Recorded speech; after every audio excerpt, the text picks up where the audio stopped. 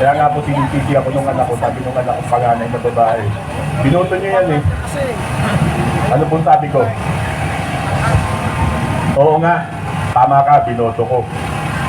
Pero sa nakikita ko ngayon, obligasyon ko rin na ipakita na nagkamali nga ako ng sinuportahan. Sila po yung pinagkakatiwalaan natin dyan sa kongreso ng ating budget. Sila po ang naghihimay-himay. Ang nangyari po, hinimay-himay nila para sa bawat bulsa nila. Magandang gabi po sa ating lahat na nandito ngayon. Doon sa mga dating kasamahan ko sa serbisyo sa Philippine National Police, magandang gabi sa inyo. Ako po si retired Colonel Jonathan Galang. Sa po ako ng dating police, retirado na po. Optional retiree ako. Ang mga kasama ko po karamihan nasa serbisyo pa at ang iba po ay mga general na rin ngayon.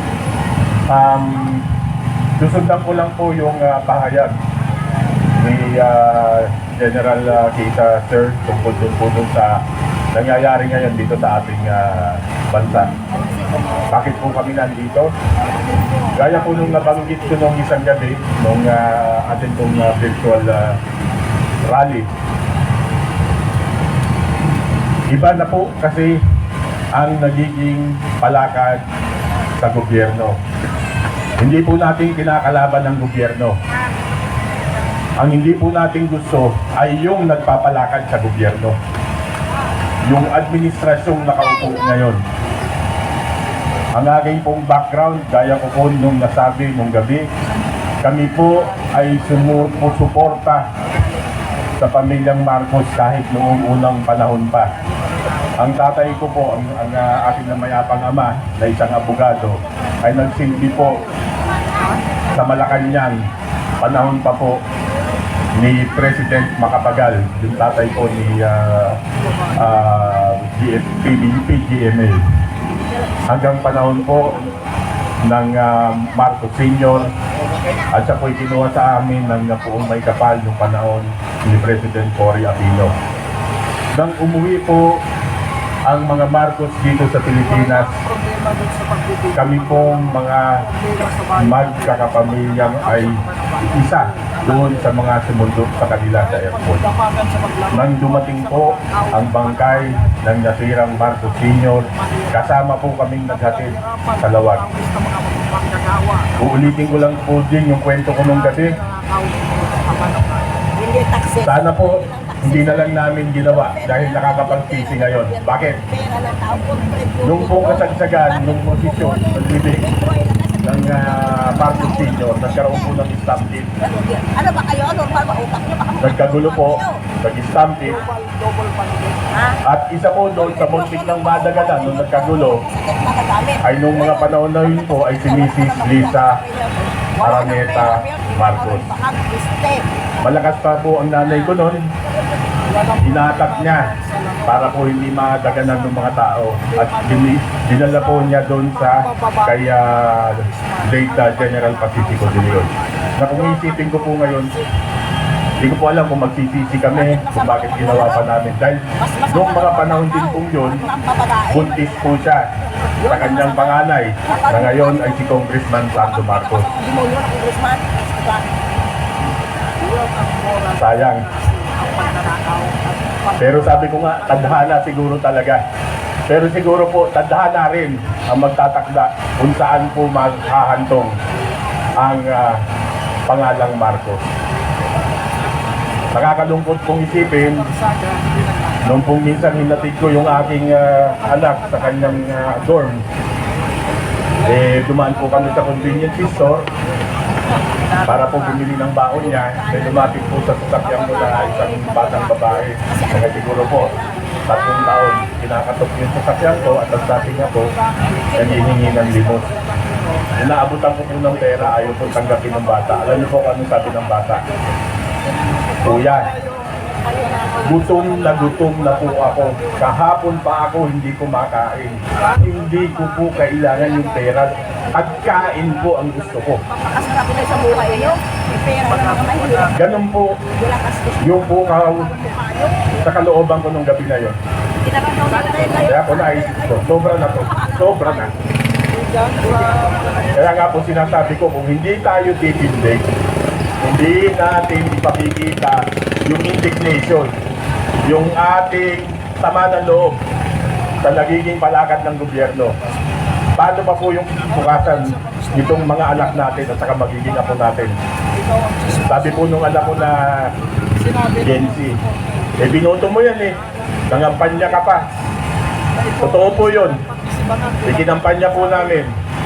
Kung kayo po nakatanggap kayo ng mga payong na puti na may marka na BBM Sara nung panahon na eleksyon, malamang po, isa kayo doon sa nakinabang doon sa binigay namin. Wala po kaming inaantay na susin doon. Kinadala po namin yun. Kinadala ko doon direkta sa headquarters nila doon sa Mandaluyong para po gamitin lang nila. Ganun po ang suporta namin sa kanila. Hindi po kami voluntaryo po sa amin doon. Kaya nga po sinisisi ako nung anak ko. Sabi nung anak ko panganay na babae. Binoto niyo yan Ano pong sabi ko? Oo nga, tama ka, binoto ko. Pero sa nakikita ko ngayon, obligasyon ko rin na ipakita na nagkamali nga ako ng sinuportahan. At walang ibang paraan na ipakita yan, kundi iparamdam sa kanila na nandito tayo ngayon at hindi natin gusto ang nangyayari sa ating bansa.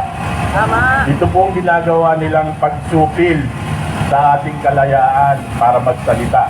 Yung pong ginawa nila kay General Romeo Poki na pinailan po ng kaso. Imagine niyo po, inciting to sedition daw. Paano po naging inciting to sedition? Yung nagsasalita lang kayo ng inyong hinanakit sa gobyerno. Sa atin pong Artikulo 3, karapatan po natin yun. We have the right to air our grievances. We have the right to peaceably assembly and air our grievances sa gobyerno. Kaya po anong naging inciting to sedition sa ginagawa na yun? Mali po bang magsalita tayo? Mali po bang magpahayag tayo ng ating kalooban? Mali po ba na sabihin natin sa gobyerno nahihirapan na kaming mga taong bayan? Mali po ba yun? Yung ginawa po nila kay Congressman Barsaga, binubusalan nila. Nagsasalita, masakit po kasi yung katotohanan. Yung pong sinasabi ni Congressman Barsaga ay katotohanan. Masakit po sa tenga nila yun. Sa akin po panunungkulan, sa aking servisyo, marami rin po akong nakita. So, naging ano po ako naging piloto din po ako ng PNP Air Unit yung araw.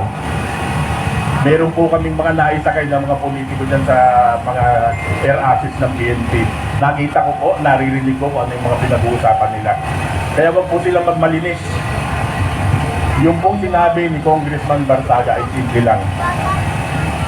May problema ang bayan. Matalamak ang nakawan na nangyayari sa bayan. Sinong nangunguna? Nangunguna sila dyan, yung mga kasama niya sa Kongreso. Ama! Kailangan pa bang isang kagaya nila pero bata ang magsasalita para lang po bawat isa sa kanila matauhan? Pero natauhan ba? Hindi! Nakapal pa mga mukha. Mga ipokrito. Ethical, complete, ethics. Ano po ang ethic? Ano po ang ethical o ang hindi ethical? Yung magnakaw ka. Hindi po ethical 'yun. Yung hindi nga po hindi pagnanakaw Pantarambong. Plunder. O tatlo asawa daw. O maraming kabit. Dati po, naririnig lang natin, milyon. Ngayon po, ang nakawan, bilyon. Sila po yung pinagkakatiwalaan natin dyan sa Kongreso ng ating budget. Sila po ang naging himay-himay. Ang nangyari po, hinimay-himay nila para sa bawat bulsa nila. Kanina po, habang bumabiyahe tayo papunta rito, tinitignan ko yung mga kasamahan natin, mga kababayan natin nagtitinda, nagtatrabaho ng tapat at nagtatrabaho ng patas. Nakikipagpatintero sa sasakyan sa highway. Tapos itong mga to, anong ginagawa sa pondo ng bayan? Pinambibili ng mga luho. Pinambibili ng mga pangyabang nila, pangpahambog nila sa katawan nila. Tapos, ibabalandar pa sa inyo sa social media. Pagmamalaki pa nila yung mga galing sa pandarambong nila. Anong klaseng ethics po yun? Anong klase yun? Tapos ito ngayon nagsasalita ng katotohanan. Susundihin ninyo. Baliktad na ho ang mundo natin. Pero kahit po ganito, huwag po tayong mawawala ng pag-asa. Ang Panginoong Diyos po ay hindi natutulog. Patap po ang Panginoon.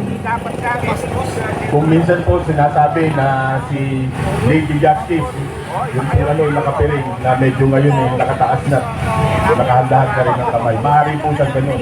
Pero yung kung nasa taas, nakikita po niya ang nangyayari sa atin ngayon.